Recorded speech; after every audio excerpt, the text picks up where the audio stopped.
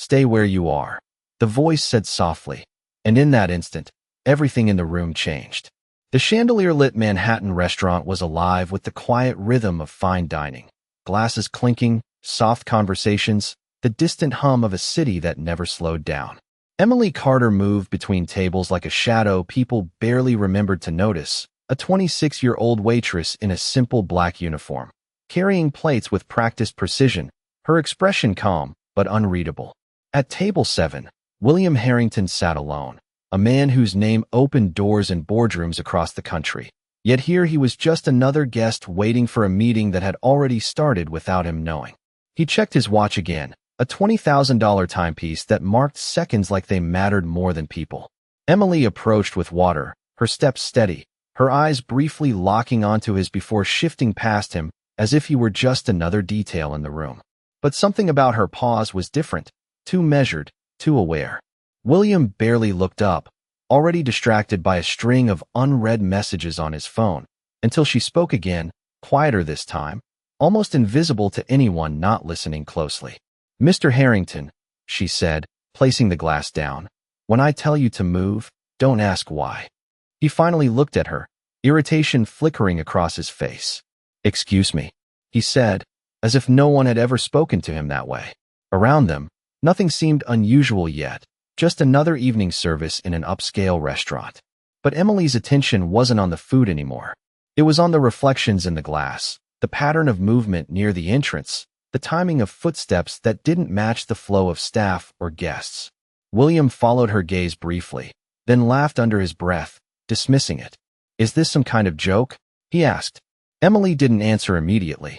Instead, she leaned slightly closer, her voice dropping just enough to cut through the noise without being heard by anyone else. "Stand behind me," she said. For a fraction of a second, the world hesitated. The moment after her words hung in the air, the entire restaurant felt like it had lost its rhythm. William Harrington blinked, still processing what he had just heard, as if the sentence did not belong in the world he was used to living in. Emily Carter did not wait for permission or clarification. She placed the tray down with controlled precision and shifted her stance, subtly placing herself between him and the main dining floor. Her eyes moved with quiet calculation, scanning reflections in glass, angles of mirrors, and the flow of movement near the entrance that most guests would never notice. William let out a short breath, half confusion and half irritation, leaning slightly toward her. "What exactly is this supposed to mean?" he asked, but Emily did not answer directly. Instead, she tilted her head slightly, as if listening to something beyond the noise of silverware and conversation. A server nearby slowed down, uncertain. A hostess paused near the podium. Something unspoken was shifting through the room, though no one could name it. Emily stepped closer to William again, her voice calm but absolute. "Do not stay exposed," she said quietly, guiding him one step back from the open floor without touching him, only directing space itself as if she understood the geometry of safety. William frowned, glancing around. "Exposed to what?" he asked. But even as he spoke, he noticed subtle changes in the environment he had ignored before. Conversations were becoming uneven. A few guests had stopped eating. A security guard near the entrance was speaking into an earpiece with a tense posture that did not match routine observation. Emily's attention locked onto that detail for less than a second before she moved again. She adjusted her position, placing William near a structural column that divided sight lines across the room. "Stay here," she said, her tone not asking but confirming. William looked at her like she had interrupted something important. "You are a waitress," he said, as if repeating it would restore order to the situation. Emily did not react to the words. Instead, she gently repositioned a chair between them and the open floor, creating a barrier not of panic but of instinct. Her eyes tracked the movement of a man near the far end of the restaurant who had not changed his expression once since entering. William followed her gaze reluctantly, curiosity overtaking irritation. "Do you see something I do not?" he asked. For the first time, Emily looked directly at him, fully present. "Yes," she said simply. The word landed heavier than anything else in the room. The lighting above them flickered slightly as the restaurant's atmosphere shifted from ordinary elegance to something undefined and uncertain. Guests began to look around, sensing inconsistency without understanding its source. William's phone vibrated in his hand, but he did not check it. Instead, he looked at Emily as if recalibrating everything he believed about the space he was standing in. "Who are you really?" he asked, voice lower now. Emily did not answer immediately. Her focus remained on the room, on timing, on movement, on everything that existed before words. Then she spoke again, barely above a whisper, but directed with absolute clarity. "Someone who notices before it happens." William Harrington did not move at first. The words Emily Carter had just spoken stayed in his mind like a disruption he could not file away into any logical category. Someone who notices before it happens did not sound like an explanation. It sounded like a warning that arrived too early. Around them, the restaurant continued to pretend everything was normal, but William could feel the difference now, subtle and growing, like pressure changing in the air before a storm. Emily remained still for a moment, her posture calm, but fully engaged with the room rather than the person standing beside her. Her attention shifted between reflections on polished surfaces and the rhythm of movement near the entry points. William followed her gaze again, slower this time, trying to see what she saw, but all he noticed were guests, staff, and the quiet luxury of an expensive evening. "You are making this sound more serious than it is," he said, though his voice had lost its earlier irritation. Emily finally looked at him, not with emotion but with precision, as if measuring how much he was capable of understanding in a short amount of time. "I am not making anything sound like anything," she replied. "I am adjusting positioning based on variables that are no longer stable." William narrowed his eyes slightly. "Variables," he repeated. Before she could answer, a faint shift occurred near the entrance. Not loud, not dramatic, just a change in how people were moving through space. A hostess stepped aside too quickly. A server paused mid-step. Conversations in the far corner lowered by instinct rather than awareness. Emily noticed it immediately. Her body adjusted before her expression changed. She guided William another half step without touching him, placing him closer to structural cover while maintaining a natural appearance that would not draw attention. "Stay here," she said again, quieter than before. William glanced toward the entrance, then back at her. "You keep telling me to stay behind you. Stay here, do not move. Do you understand how this looks to someone like me?" he asked. Emily's response was immediate but controlled. "It looks like you are in a location where you should not remain visible longer than necessary." William exhaled slowly, scanning the room more carefully now. That was when he noticed the security presence was no longer casual. One of the guards near the front had shifted stance, no longer scanning for general observation, but focusing on specific points in the room. Another staff member moved toward the side exit and stopped halfway, as if receiving silent instruction. Emily's eyes tracked both movements at once. William's phone buzzed again. This time he checked it.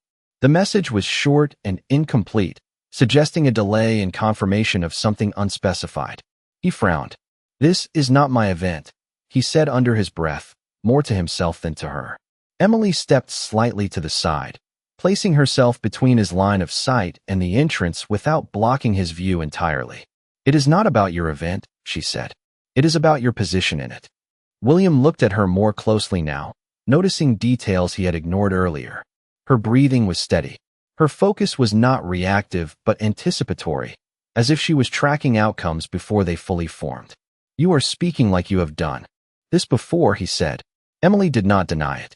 She simply said, "I have seen patterns like this enough times to recognize when they do not end quietly." The room seemed to tighten around that statement. No one else understood it, but the energy changed regardless. William no longer looked irritated. He looked aware, and for the first time since entering the restaurant, he was not leading the situation in his mind. Emily's gaze returned to the far side of the room, and her voice dropped to almost nothing as she said, "Now you need to stay exactly where I placed you." William Harrington stood exactly where Emily Carter had positioned him, though every instinct he had built over years of controlling rooms told him to step forward and reclaim authority over the situation. Yet something in her tone had been too precise to ignore. The restaurant around them continued to function, but it no longer felt like a simple evening service. It felt like a system operating under hidden constraints that only a few people could perceive. Emily remained calm, but her attention had sharpened further, narrowing into constant recalculation. Her eyes moved across the room in short, controlled intervals, never resting too long on any single point. William noticed she was no longer watching people randomly. She was tracking timing, repetition, and hesitation. A server passed too quickly near the center aisle, and Emily subtly adjusted her stance again. Not dramatic, not visible to anyone else, but enough to change the geometry of where William was standing in relation to the open floor. "You keep moving me," William said quietly, trying to maintain composure. "But you are still not telling me what you are seeing." Emily did not look at him immediately. Instead, she watched a reflection in the polished wine station behind him. "I am seeing inconsistency," she said finally. "People do not behave like this without reason."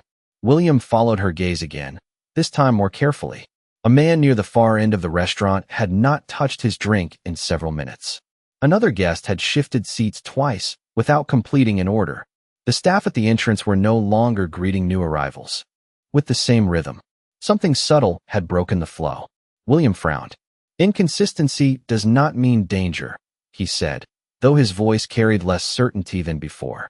Emily finally turned to him fully, and for the first time her expression carried a trace of something like urgency, but still controlled.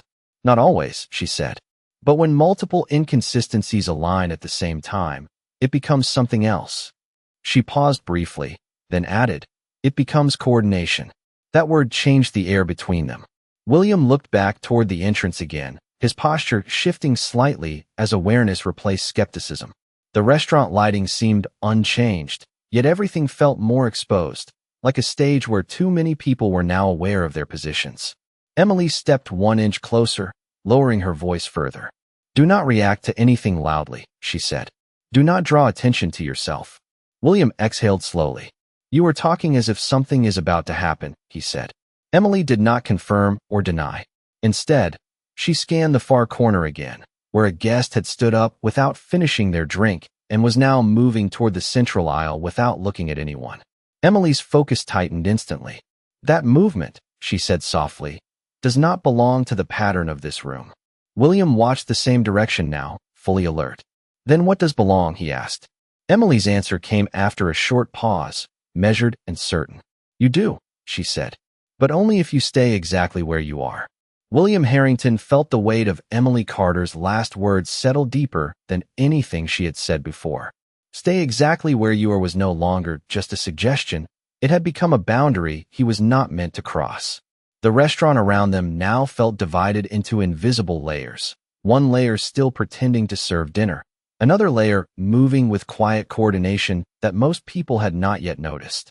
Emily stood slightly forward of him again, not blocking him completely, but controlling the space between him and the rest of the room.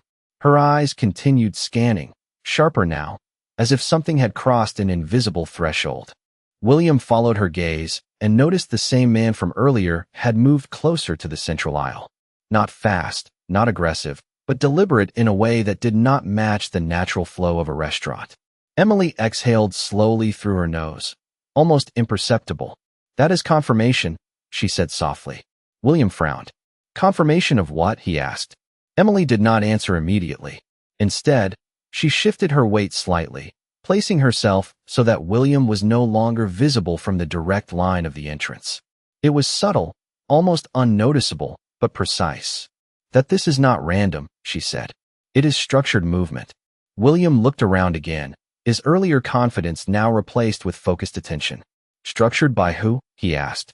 Emily's eyes flicked briefly toward the far side of the restaurant where a second individual had stopped moving altogether, standing too still for too long. "By someone who understands timing," she replied. The air in the room seemed heavier now, not because of sound or action, but because of anticipation that had no clear source. Guests were still eating, still talking, but several had begun to slow their movements unconsciously, reacting to tension they could not identify. Emily stepped half a pace closer to William again. "You need to understand something," she said quietly. "If I tell you to move, you move without hesitation." William studied her face, searching for exaggeration or fear, but found neither. Only clarity. "You are still not telling me what is about to happen," he said. Emily's response was immediate. "Because what is about to happen is already in motion." At that exact moment, A ripple of attention shifted across the room. Conversations broke unevenly. A glass was set down too firmly. A chair scraped slightly longer than necessary.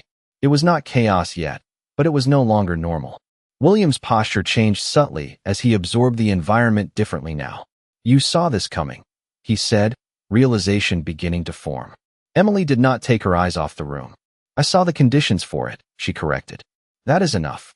A brief silence passed between them, heavy and controlled. Then Emily added, almost like a final adjustment, "Stay behind me again." William did not question it this time. He simply shifted, following her instruction without resistance, as the room around them continued to tighten into something no longer fully predictable.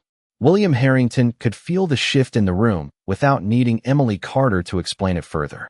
The atmosphere had moved past uncertainty into something more structured, as if invisible lines had been drawn across the restaurant floor and only a few people could see them. Emily remained perfectly still for a brief moment. Her focus locked on multiple points at once, tracking movement patterns that no ordinary guest would notice. Then she spoke again, her voice lower than before. "Now it begins," she said. William's jaw tightened. "What begins?" he asked, but Emily did not answer immediately. Instead, she subtly adjusted her position again, ensuring William remained behind her line of control, not exposed to the open central space. The man from earlier took another step forward, now closer to the center aisle than any guest should naturally be without reason. At the same time, another individual near the opposite side of the room stood up in a way that felt coordinated rather than casual. William noticed it now too. "They are moving in sync," he said quietly, realization sharpening his tone. Emily gave a small, almost invisible nod. "Not perfectly," she replied, "but close enough to confirm intent." William looked at her again, this time with a different understanding. "Intent for what?" he asked. Emily's answer was immediate. "To control attention." The phrase sounded simple, but its weight changed everything. William scanned the room more carefully now, noticing how certain guests were no longer behaving independently. Some had begun shifting toward specific angles. Others had subtly repositioned themselves to block sight lines or open pathways without drawing attention. It was not chaos in the traditional sense. It was coordination disguised as normal activity. Emily's eyes narrowed slightly as she tracked 3 separate movements at once. "This is not about violence," she said calmly, as if correcting a misunderstanding before it formed. "This is about displacement." William frowned. "Displacement of what?" he asked. Emily finally looked at him directly. "Of you," she said. The answer landed heavier than anything before it. William instinctively took a half step forward, but Emily immediately raised her hand slightly, stopping him without touching him. "Do not break position," she said firmly. William hesitated, then stopped. Around them, the restaurant's background noise continued, but it no longer matched the rhythm of normal dining. Conversations were uneven. Staff movement had become cautious. Even the lighting seemed less relevant now than the shifting geometry of people within the space. Emily took a slow breath, her attention narrowing further. "There is a window of time," she said, almost to herself. "They are waiting for alignment." William's voice lowered. "Alignment with what?" Emily did not answer immediately. Instead, she observed a final movement near the entrance where a figure paused longer than necessary before stepping fully inside. That pause changed everything in her expression. "With access," she said finally. William's eyes followed her line of sight, and for the first time, he understood that the situation was no longer about observation alone. It was about control of space, timing, and positioning. Emily leaned slightly closer, her voice steady but absolute. "When I say move," she said, "you do not think. You follow." William nodded once, no longer questioning her authority in the moment. The room continued to tighten around them, every movement now carrying a meaning that was no longer invisible. William Harrington felt the entire structure of the room change the moment Emily Carter slightly lowered her posture and shifted her weight forward. It was not dramatic, but it was absolute. The kind of movement that meant a decision had already been made before anyone else understood the situation had evolved. "Stay exactly where you are," Emily said again, but this time her voice carried a different level of finality, as if the instruction had become part of a larger system rather than a personal request. William obeyed without hesitation. his instincts fully replaced by trust he did not yet understand. Around them, the restaurant's coordinated irregularity reached its peak. People who had been subtly repositioning earlier now moved with clearer intent, not rushing, but aligning. The entrance was no longer a simple doorway, but a controlled threshold where attention converged and dispersed in patterns too deliberate to be accidental.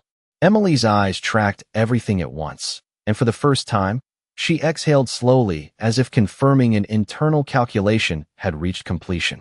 "They are not improvising," she said quietly. William frowned, his voice tight.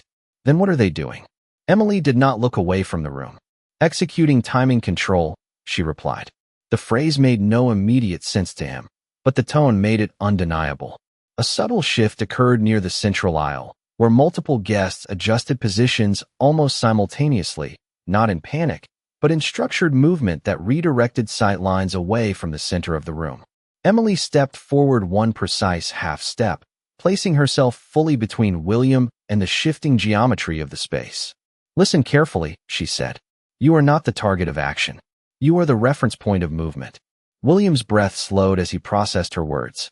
"That does not make sense," he said. Emily finally looked at him directly. "It does if you understand that this is about controlling where people look, not what they see."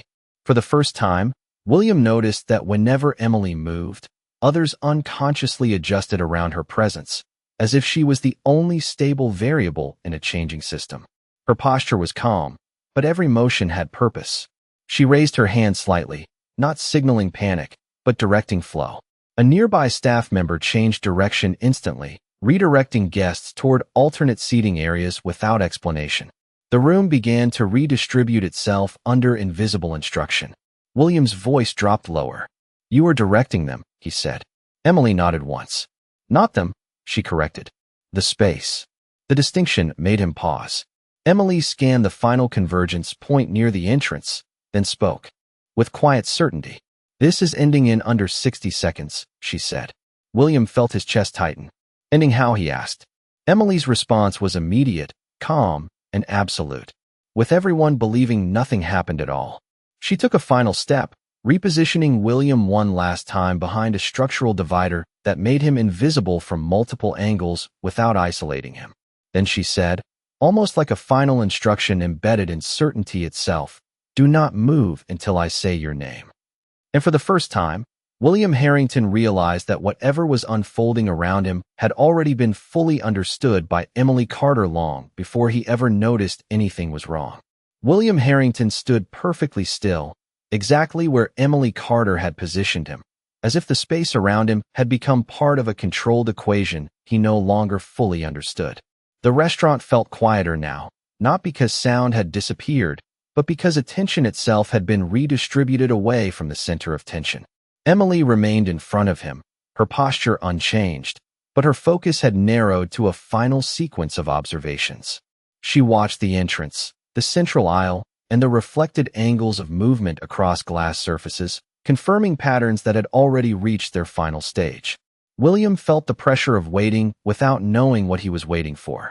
Then, without warning, Emily's expression shifted slightly. It was not surprise. It was confirmation. "Now," she said softly. That single word changed the atmosphere instantly. Not because something loud happened, but because everything that had been restrained suddenly resolved into completion. Movement near the entrance slowed, then redirected in a way that made it appear entirely natural. Staff members resumed normal pacing. Guests who had paused moments earlier returned to their conversations.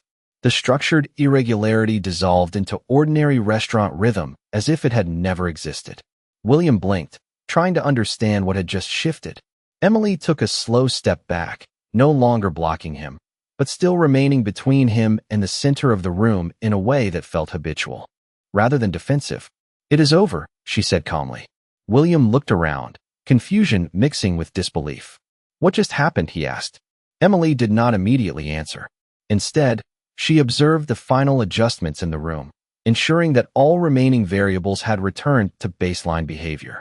Only then did she speak. "A controlled redirection of attention," she said. "It never escalated beyond perception." William frowned.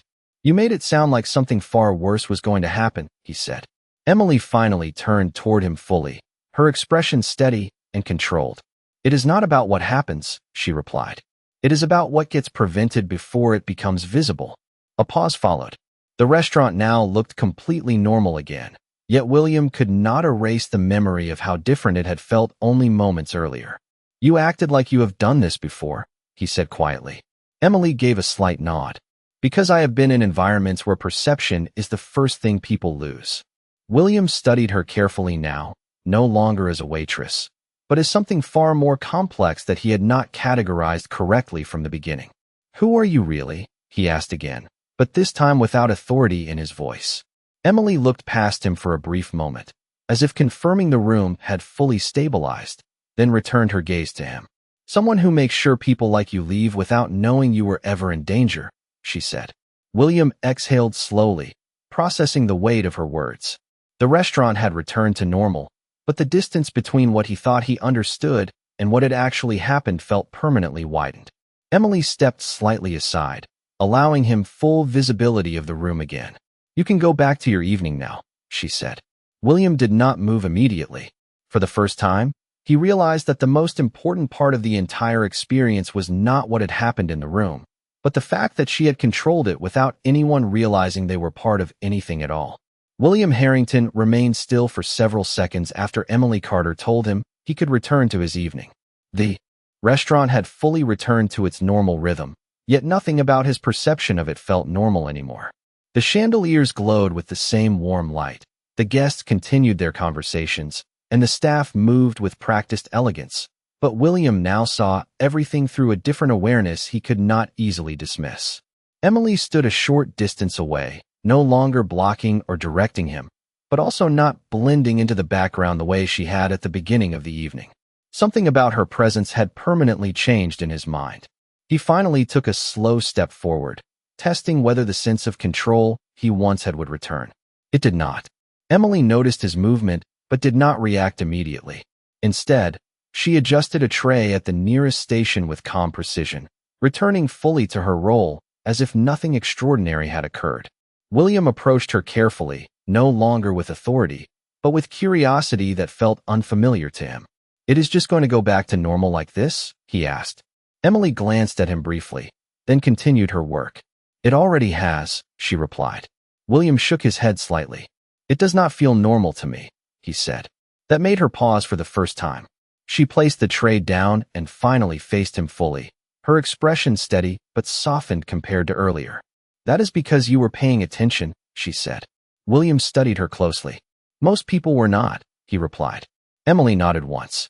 "Most people do not need to be," she said. There was no pride in her tone, only acceptance of a reality he was not used to considering. William looked around the restaurant again, this time not searching for anomalies, but trying to understand what had been hidden in plain sight. "You were in control of everything," he said quietly. Emily corrected him gently. "I was maintaining balance in a situation that required minimal disruption." William let out a slow breath. "That is not something a waitress normally says," he replied. Emily allowed a faint expression that was almost a smile, but not quite. "Most people assume roles define capability," she said. "They do not." William nodded slowly, absorbing the weight of that statement. For the first time in a long time, he felt as if his assumptions about people and environments had been incomplete. He reached into his pocket slightly, then stopped, as if realizing there was nothing appropriate to offer in return for what he had experienced. "What happens now?" he asked. Emily picked up her tray again, resuming motion with quiet professionalism. "Now you finish your evening," she said. William hesitated. "And you?" he asked. Emily looked past him briefly toward the rest of the room, then back at him. "I continue my shift," she said simply. That answer carried more weight than he expected. William stood there for a moment longer, realizing that the gap between their worlds was not as simple as wealth or status, but awareness. He finally gave a small nod, not as a businessman concluding an interaction, but as someone acknowledging something he did not fully understand yet. "Thank you," he said. Emily inclined her head slightly, then turned away, merging back into the flow of service as if she had never stepped outside of it. William watched her for a moment longer, then slowly walked back toward his table. But as he sat down, he realized the evening had not returned to normal at all. It had only revealed that normal was something far more complex than he had ever considered, and that the most important things in the room had never been visible to him until someone quietly chose to show them.